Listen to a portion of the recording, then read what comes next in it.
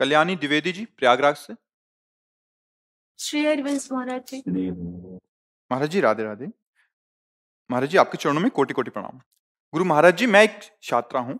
मुझे लगता है कि मुझे मेहनत करनी चाहिए और इतना पैसा कमाना चाहिए कि अपने लोगों को सभी सुख सुविधा से परिपूर्ण कर सकूं। लेकिन कभी कभी मेरे मन में ये विचार आता है कि जो है जितना है मैं उसी में संतुष्ट हूँ।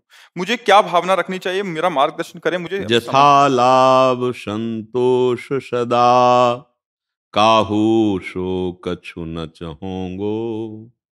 परहित निरत निरंतर मन क्रम, बचन नेम निबहोंगो।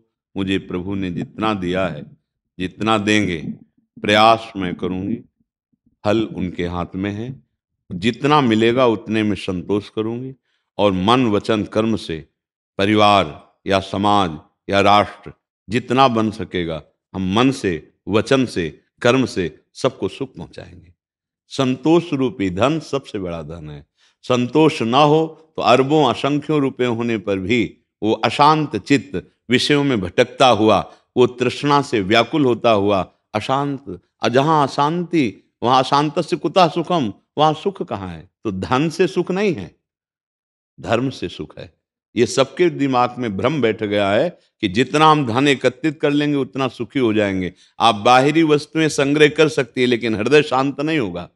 हृदय संतोष से शांत होता है, धर्म से शांत होता है, भगवद आश्रय से शांत होता है। मीठे वचन, सत्कर्म और सत्संकल्प, ये समाज का कल्याण करता है।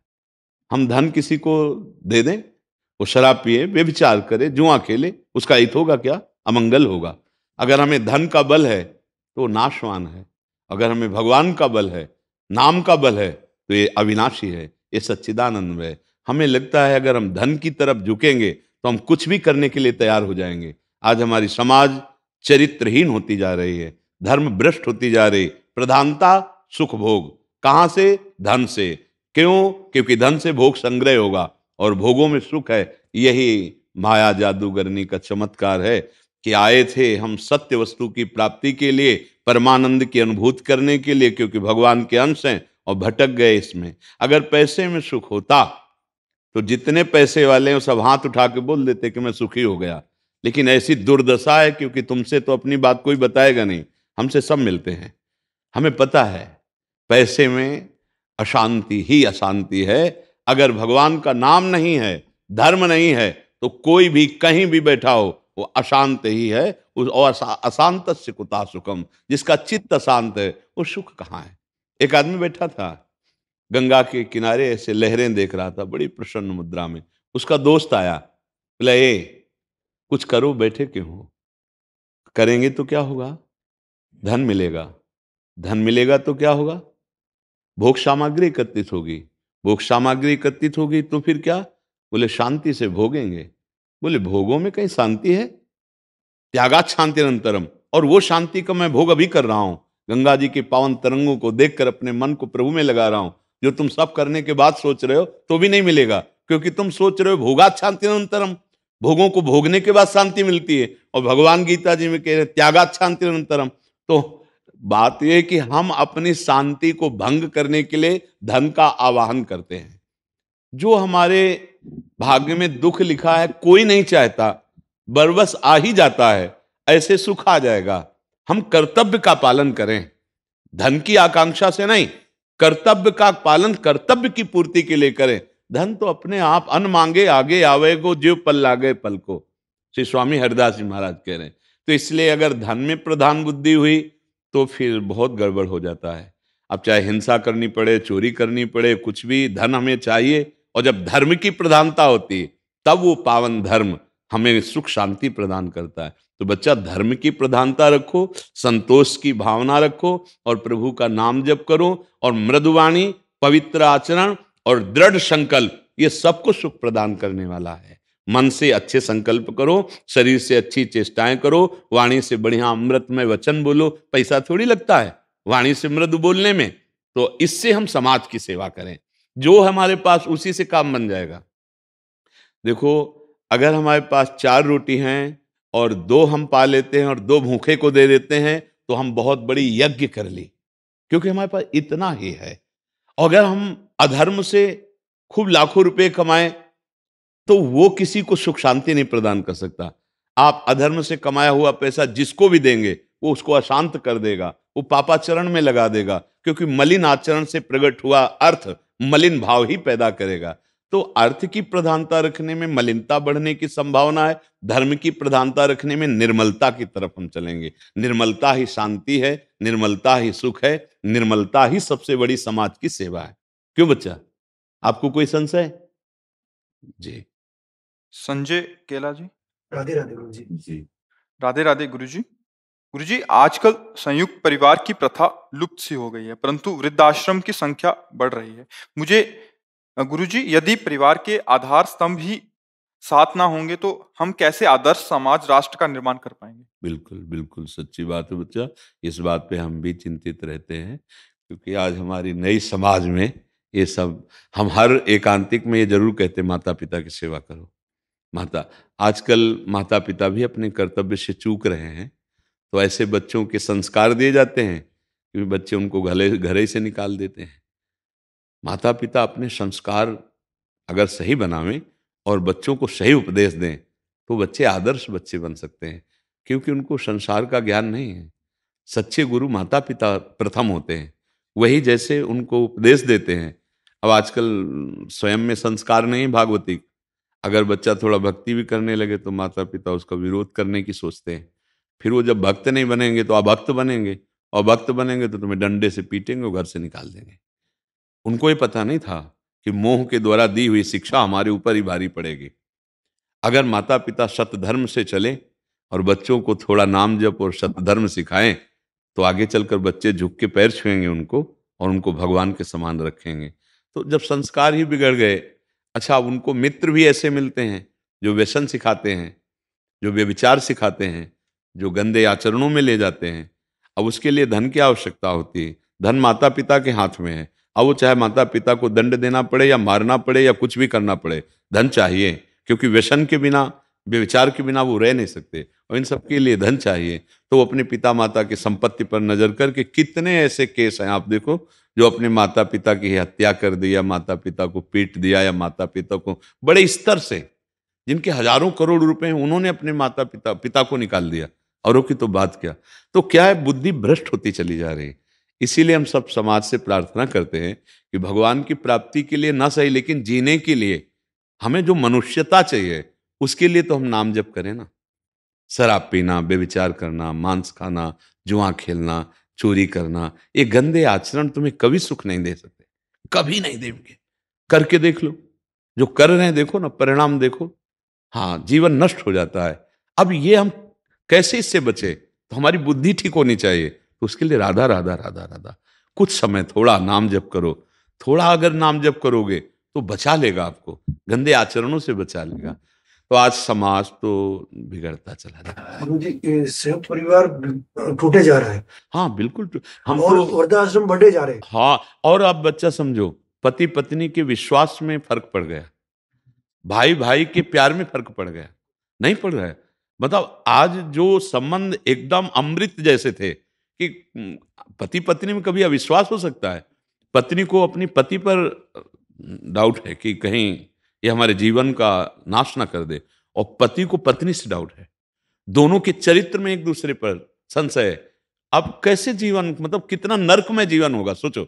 जो प्यार में जीवन होना चाहिए वो नर्क में जीवन होता चला जा रहा है। इसीलिए हम कहते हैं जो गर्लफ्रेंड बॉयफ्रेंड वाला चरित्र नया चला है ना, ये हमारी गृहस्थी को चौपट कर देगा।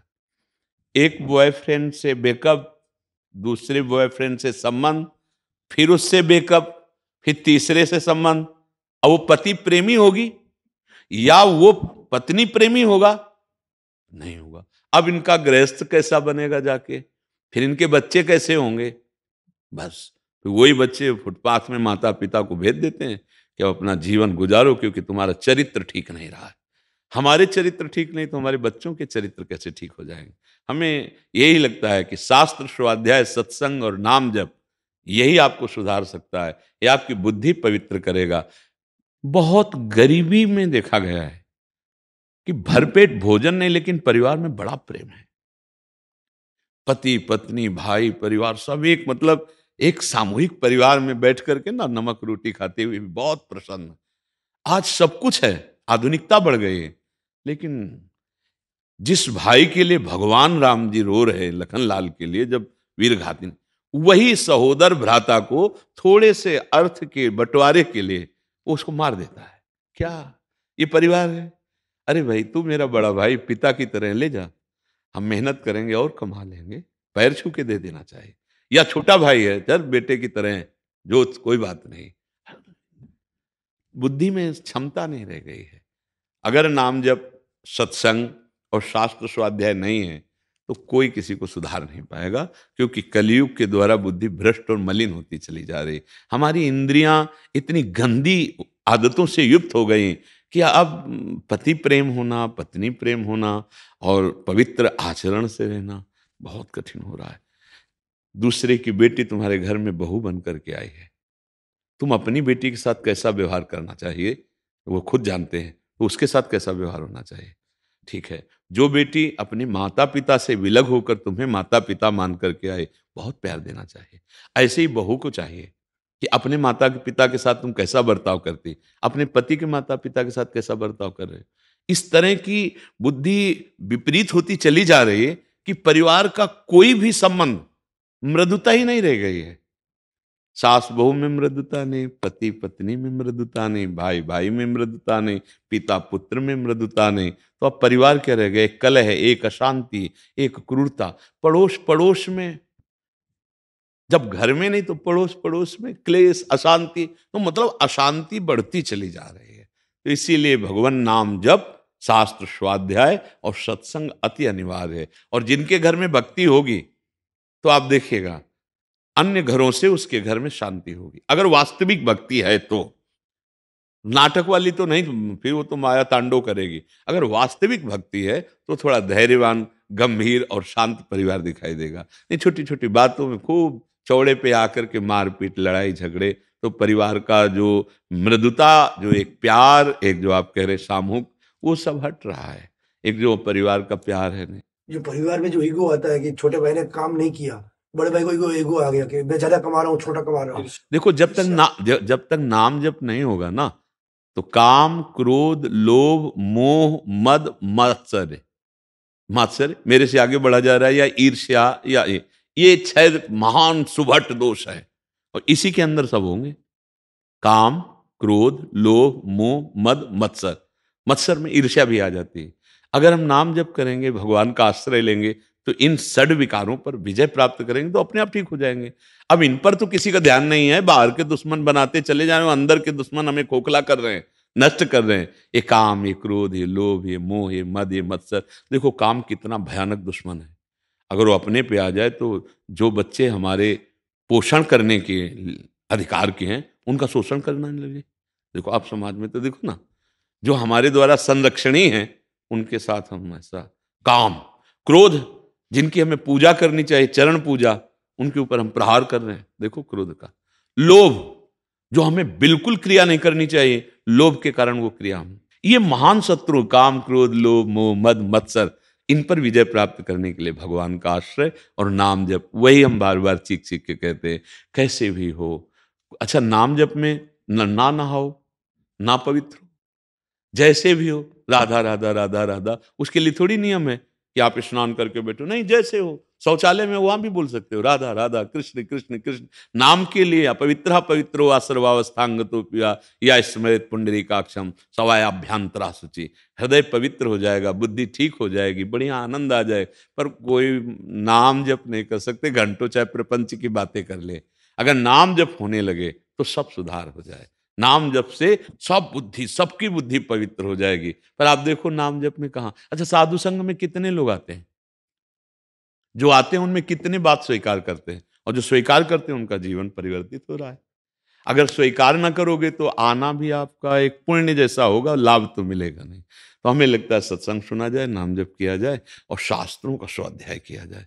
हम पहले गांव की बात बताते हैं, शाम टाइम वो बोतल में केरोसिन भर के, जो कपड़े की बत्ती, क्योंकि बिजली तो गांव में होती नहीं थी, जला दी गई और 10-5 लोग बैठ गए, रामायण हो रही, भागवत हो रहे हैं, ऐसे कथाएं हो रही, नाम कीर्तन हो रहा है गली गली। अच्छा, अब क्या हो रहा है?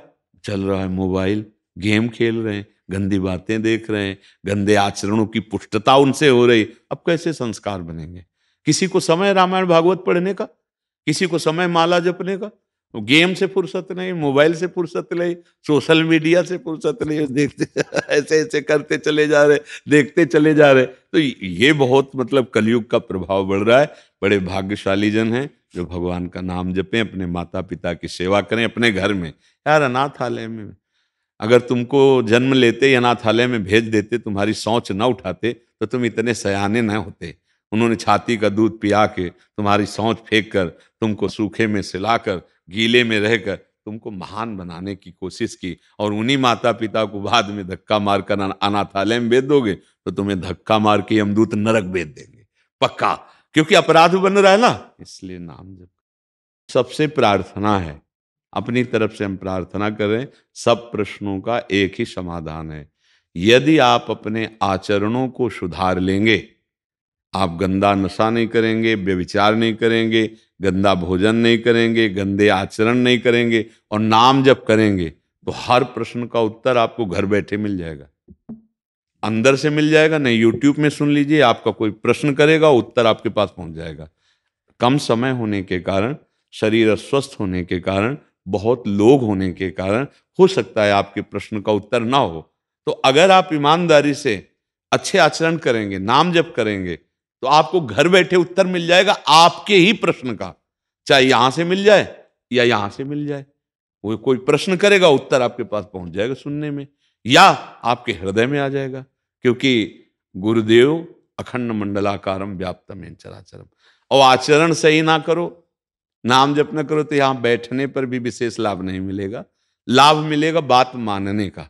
नाम जप करो, कोई गंदे आचरण न करो, कोई गंदा नशा मत करो, और सबसे बड़ी जो अब कमी हो रही, अपने बुजुर्गों का सम्मान करो, अपने बड़ों में भगवत भाव करो, चाहे वो बड़ा भाई हो, चाहे वो पिता हो। ये छोटी छोटी संपत्ति में ऐसे भाई भाई के प्रति द्वेष का व्यवहार, माता पिता के प्रति अपमान का व्यवहार, ये सब फिर ये साधु संग का फिर कोई फल नहीं, फिर यहाँ आने का कोई मतलब नहीं रहा। अगर हमारे पास आए और आपका व्यवहार ठीक नहीं हुआ, आपका आचरण ठीक नहीं हुआ, आपकी जबान ठीक नहीं हुई, आपका हृदय ठीक नहीं हुआ, तो मतलब क्या हुआ साधु संग का? तो आप अपने आचरणों को सुधारिए, नाम जप कीजिए, बड़े बुजुर्गों का आदर कीजिए, और इसी समाज की सेवा से भगवान प्राप्त हो जाएंगे। चाहे परिवार की सेवा मानो या समाज की सेवा, इन सबके हृदयों में भगवान विराजमान। यदि हम अच्छे आचरण करेंगे तो भगवान प्रसन्न हो जाएंगे, वो हम पर कृपा करेंगे, हम दुखों से मुक्त हो जाएंगे। श्री राधा वल्लभ लाल की। ओम नमो भगवते वासुदेवाय मंत्र जप है कि नाम जप, बस उतना बता दीजिए। देखो, ये बिना गुरु के लिए जपा नहीं जाता और ऐसे बोला नहीं जाता। ये जैसे पंचाक्षरी मंत्र हैं, द्वादशाक्षर मंत्र हैं, ये भागवतिक मंत्र हैं, ये गुरु प्रदत्त होते हैं और बड़े गुप्त रखे जाते हैं। आजकल अपनी बुद्धि कुछ खराब हो गई है, जिससे हम लोग इनका कीर्तन करने लगे, इनको उच्चारण करने लगे हैं। ये अंतर उपांशु और मानसिक जपे जाते हैं, नाम कीर्तन किया जाता है, मंत्रों का नहीं। ये द्वादशाक्षर मंत्र है, ये गुरु प्रदत्त होता है, और ये अंतर ही अंतर जपा जाता है। मन में तो बोल सकते हैं ना, गुरु प्रदत्त, गुरु द्वारा मिलने पर। हाँ, अपने मन से ऐसे रामकृष्ण हरि भगवान नाम कीर्तन करो, किसी सदगुरु का वर्ण करो, फिर उससे मंत्र लो, फिर उसका अनुष्ठान करो, जो पद्धतियां हैं। समझ रहे हो ना? नाम जब कोई भी भगवान का कर सकते हो, जैसे आप वासुदेव वासुदेव, कृष्ण कृष्ण, गोविंद गोविंद, कोई भी नाम जप कर सकते हो, लेकिन मंत्र गुरु प्रदत्त होता है, और मंत्र उपांशु और मानसिक होता है। नाम वाचिक, उपांशु, मानसिक तीनों होता है, और कीर्तन भी किया जाता है, मंत्र का कीर्तन नहीं होता है। आप समझ पा रहे हैं? आइए प्रभु, सॉरी। नहीं नहीं, सॉरी नहीं भाई, हम बैठे इसीलिए हैं। आओ महाराज जी, आओ, पतित पावन प्रभु आपकी। आओ विराज, कुर्सी में बैठेंगे महाराज जी। एक आसन बिछाओ, आप भी विराजिए, बैठ जाए, बैठ, दर्शन दिए आके। हाँ, सबको था। आपकी आज्ञा हो तो आपकी प्रसन्नता के लिए एक बार शंखनाद कर दें। हमारा हो भाग्य, आप कीजिए। जी जी।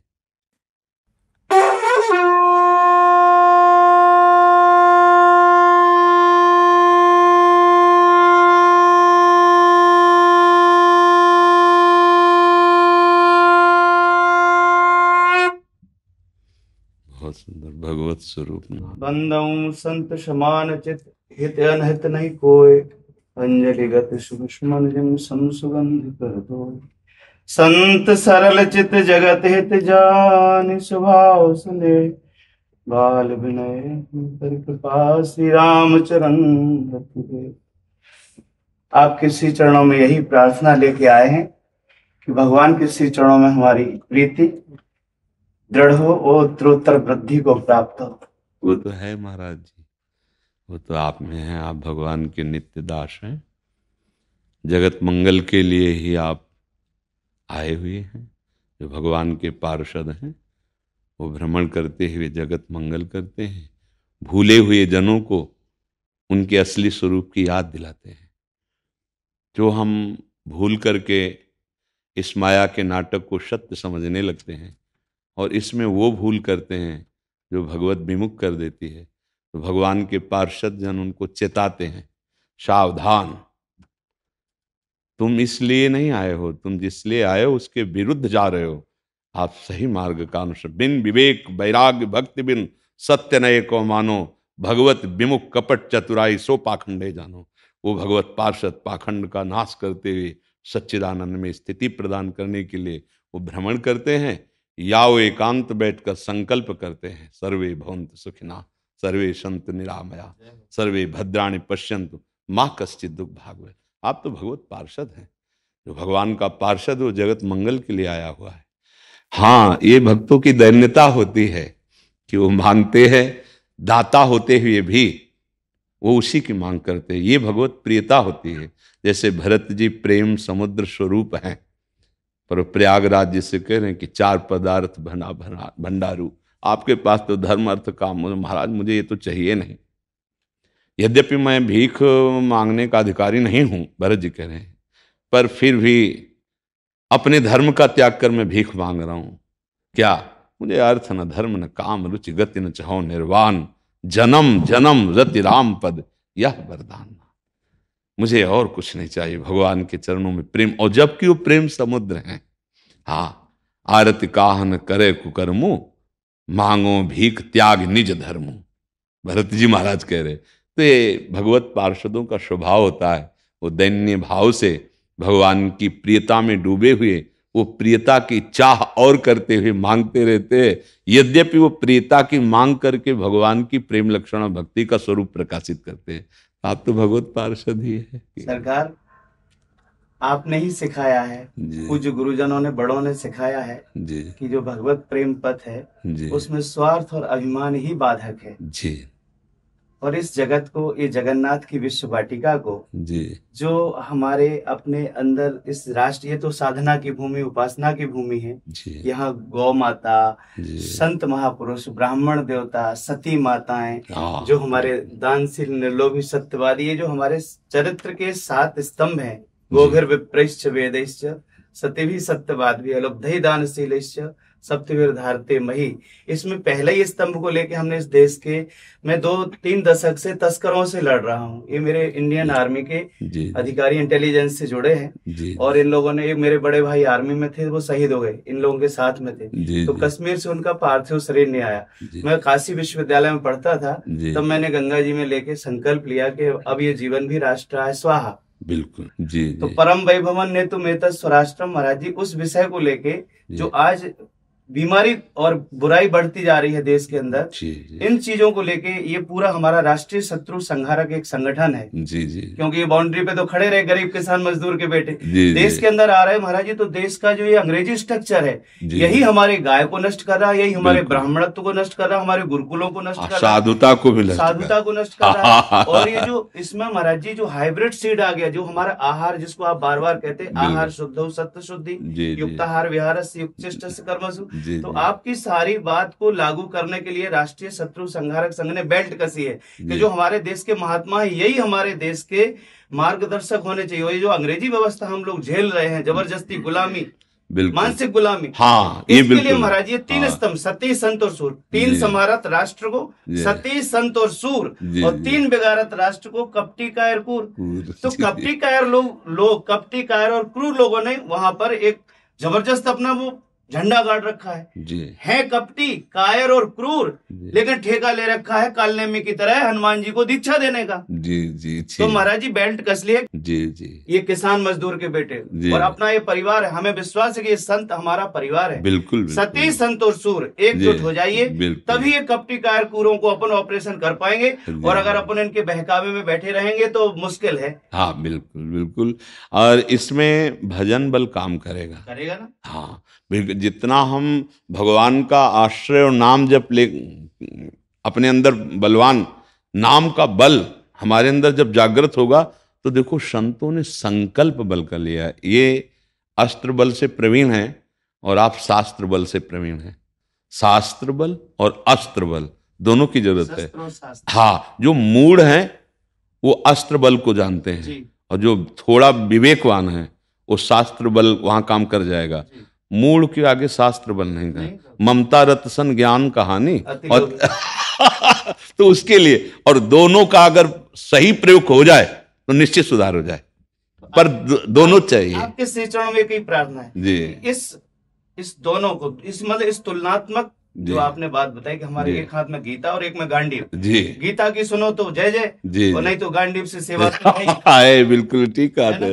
हाँ अक्षरशः सत्य। तो महाराज जी अभी आपका एक तो किसानी का पूरा ढांचा, अपन किसान के बच्चे, हमने आपको सुना था उस दिन जी, जी, आपने कहा कि हम कानपुर क्षेत्र से किसान थे और सब बात बताई आपकी, मुझे बहुत पसंद आई जी। महाराज जी जो कृषि का पूरा हमारा कृषि जीवन, हम बचपन में जब पढ़ते थे तो कहते थे माँ मैं तो इंसान बनूंगा, राजा नहीं किसान बनूंगा। दुनिया जिसको मिटा ना पाए, दुनिया जिसको हटा ना पाए, दुनिया जिसको मतलब कृषि संस्कृति जो एग्रीकल्चर लाइफ स्टाइल है, जिसको भगवान श्री कृष्ण और दाऊ भैया ने जी करके ब्रज संस्कृति को खड़ा किया, कन्हैया की गैया और दाऊ का हल। महाराज जी दास ने बैल छुड़ाए हैं कसाईयों से, कोलू बनाए और बेरोजगार लड़कों को वहां कह दिया कि कहीं नहीं भटको, बूढ़े माँ बाप को छोड़ के गुजरात दिल्ली बम्बई, कोलू के इस बैल की ऊर्जा से तेल निकालो कच्ची घानी का, स्वास्थ्य के लिए अच्छा और बैल बचेगा। हम आपके दर्शन के बड़े अभिलाषी थे, सौभाग्य हुआ कि आपकी वीडियो मिले, आपने सेना के प्रति, सैनिक के प्रति जो व्याख्या करी है जी। हम बहुत एक संत की तरह अपने भारत के सैनिकों का आदर करते हैं। जब हमारे सामने उपस्थित होते हैं तो हम जितना संत का आदर करते हैं भगवान के भक्त का, उतने हम राष्ट्र भक्त का आदर करते हैं, क्योंकि वो अपनी तपस्या के द्वारा, ये तपस्या है, वो अर्थव्यवस्था से नहीं जुड़े, वो हमारी राष्ट्र रक्षा के लिए प्राणों की बाजी लगाकर हर जगह, वो तो आप तैनात ही रहे तो हाँ, इसीलिए हम उनका सम्मान करते हैं और हृदय से सच्चे दरबार की जय, हृदय से। इतना हमारे सैनिक जी जी 15 सेकंड बस जी जी। महाराज जी हम -डिग्री टेम्परेचर में खड़े होकर के भी हमने कोई दुख महसूस नहीं किया। हाँ, लेकिन हम जब रिटायर होकर के अब देख रहे हैं कि हमारी गायों की दुर्दशा हो रही है और वो हमसे सहन नहीं। हाँ, बिल्कुल, हमने आतंकियों से गाय छुड़ाई है और हमने संगेल उजीना गौशाला में भेजी है, फरुखनगर गौशाला में भेजी। जी जी, हमें बड़ा सुख मिला। आप हमारे राष्ट्र के विषय में चिंतित है। आज हमारी समाज के सुधार के लिए हम अकेले नहीं है, हमारा परिवार है पूरा। महाराज जी ठाकुर जी का परिवार हम आपके चरणों में प्रणाम करते हैं। आप हमारे ऐसे ही जो भूले हुए भाईजन हैं उनको जागृत कीजिए, उनके अंदर विवेक जागृत दृष्टि बनी रहनी चाहिए। महाराज हम आग्रह पूर्वक कहते हैं भारत माता की जय जय जय जय। मात्र महाराज जी। कशिश जी पूना से। महाराज जी महाराज जी आपके चरणों में दंडवत प्रणाम। महाराज जी आपने एकांतिक वार्तालाप में बताया था कि जब मनुष्य किसी भी ऊंचाई पर चढ़ता है तो वो बहुत कष्ट से गुजरता है। मैं रोज राधा नाम जप करता हूँ, मेरा सब कुछ राधा जी की कृपा से अच्छा चल रहा है। वो मुझे अपनी जिंदगी में थोड़ी बहुत तरक्की कर भी रहा हूँ। क्या मैं ये मानूं कि मेरा जो पुराना पुण्य है वो अब नष्ट हो रहा है? हाँ। और जो मैंने जाने में पाप किए हैं और जो पुराने पाप हैं वो अब आगे आएंगे, कभी ना कभी तो मुझ पर हाँ पक्का। चतुर खिलाड़ी वही है कि अगर इस समय पहलवान नीचे दबा हुआ तो इसका मतलब ये नहीं कि परास्त हो गया है।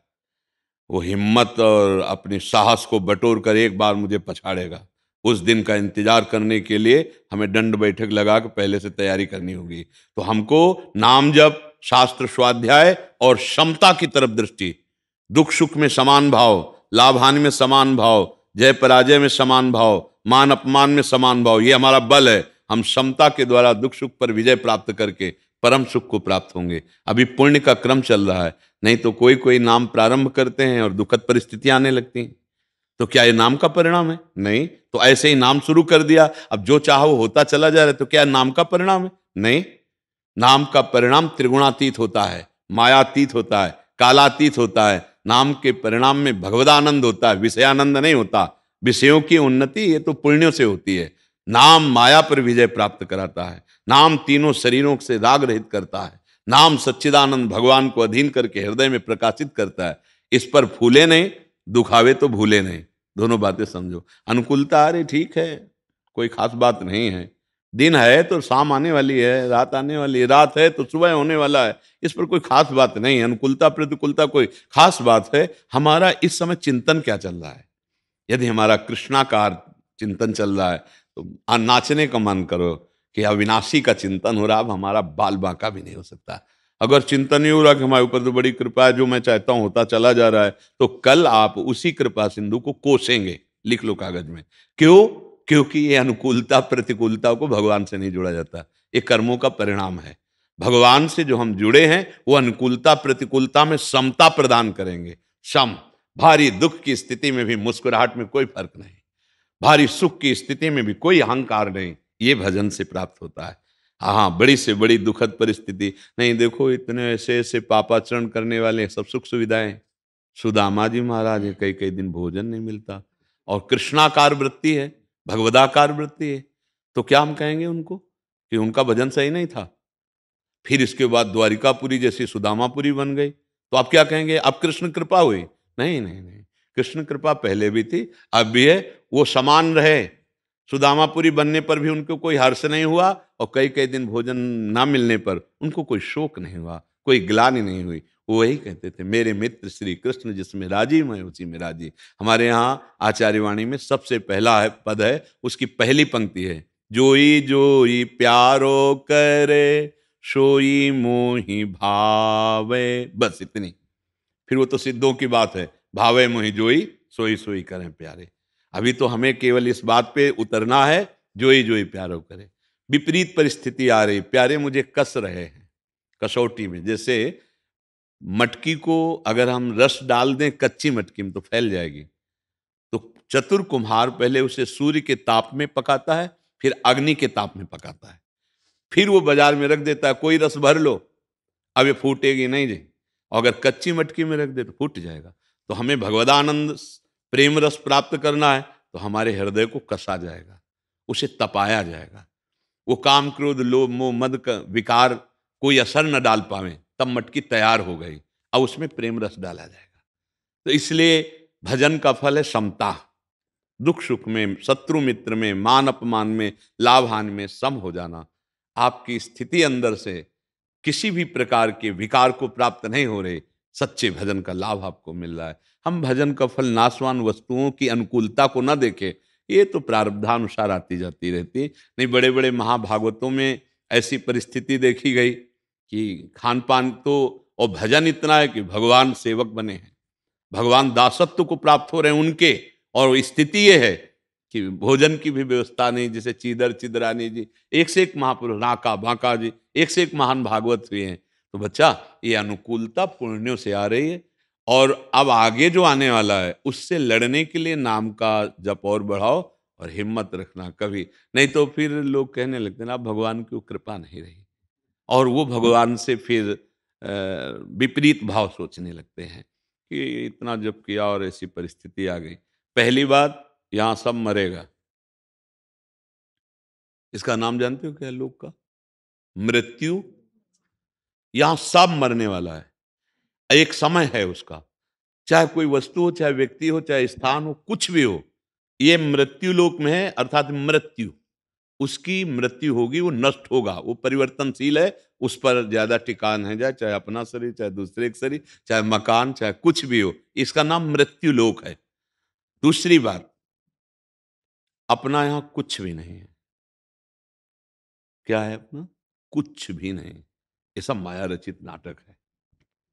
एक है अपना जिससे हम परिचय नहीं बना पा रहे, श्री कृष्ण। वही हमारी आत्मा स्वरूप में है, वही सबकी आत्मा के रूप में चैतन्य घन स्फुरित हो रहे हैं। अगर उनका नाम और उनका परिचय प्राप्त हो गया, अब जीत गए। नहीं तो यहाँ सब परिचय बनाओ, स्टेशन में जैसे बैठ के ना हाथ मिलाए चाय पी रहे हैं, और अपनी गाड़ी आई फिर उसकी तरफ कोई नहीं देखता, चल देता है। उसकी क्या हालत होगी, ना ये देखता है ना वो देखता है कि अब इसकी हालत क्या होगी। दोनों एक दूसरे से अपरिचित है और यहां से चल दिए। परिचय बनाते बनाते जीवन हो गया, प्लानिंग करते करते पूरा जीवन हो गया, ना प्लानिंग पूरी हुई ना किसी से परिचय हुआ। आसक्ति जो पाप और पुण्य कर्म करवाए वो फिर भोग। इस बार हम परिचय प्राप्त करेंगे श्री कृष्ण का, किशोरी जी का, राधा राधा राधा कृष्ण कृष्ण कृष्ण, और जो कर्तव्य कर्म हैं वो भगवान को अर्पित करते हुए इस बार हम भगवत प्राप्ति करेंगे। हर बार सब देख लिया, इस बार प्रभु को देखेंगे। ऐसा हृदय में दृढ़ निश्चय करो और नाम जप करो तो आनंद आ जाएगा। ठीक है। हाँ, अनुकूलता को प्रभु की कृपा मत माने, नहीं प्रतिकूलता में फिर प्रभु की कृपा कैसे मान पाओगे, फिर लगेगा भगवान नाराज हो गए हैं। और सच्ची मानो तो अनुकूलता में दया देखो और प्रतिकूलता में कृपा देखो, क्योंकि प्रतिकूलता हमने तो चाहा नहीं, वो दिए हैं तो कृपा करके दिए हैं, और अनुकूलता हमने चाहा है तो वो दया करके दिए हैं। अनुकूलता में दुलार देखो, प्रतिकूलता में कृपा देखो। दुलार से बढ़िया मीठी कृपा होती है। क्या हो, प्रतिकूलता में भगवान के सिवा और कोई याद नहीं आएगा अगर भगत हो तो, क्योंकि कोई है नहीं दूसरा। अनुकूलता में फंसने का, रुपया में फंस जाओगे, शरीरों में फंस जाओगे, मान में फंस जाओगे।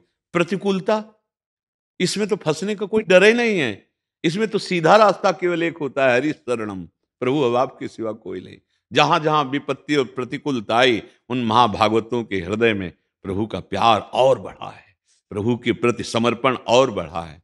पर ये थोड़ा आगे चलकर समझ में आएगा। अभी तो हम नाम जप करें और प्रभु से प्रार्थना करें कि हमको क्षमता प्रदान करें, सुख दुख में लाभ हानि में सम हम रहें। सुख दुखे समय कृत्वा लाभा लाभ हो जया जय। सत्र मित्र समझानि मान मान अपमान सम, दुख सुख लाभ न हानि, यह जो कृपा हरिवंश की। एक परमानंद है, ये विषयानंद में भूले जीव परमानंद की बात भले कर ले, जानते नहीं परमानंद। एक अद्भुत आनंद, जिस आनंद में मृत्यु भी बहुत छोटा लगता है। मृत्यु भी कोई दुखद थोड़ी लगती है ना, अपने प्रीतम ही लगते हैं। भगवान कहते सब कुछ हरण करने वालों में मृत्यु मैं हूं, वो अपने प्रीतम को देखता है। ठीक है जी। राधा राधा राधा राधा राधा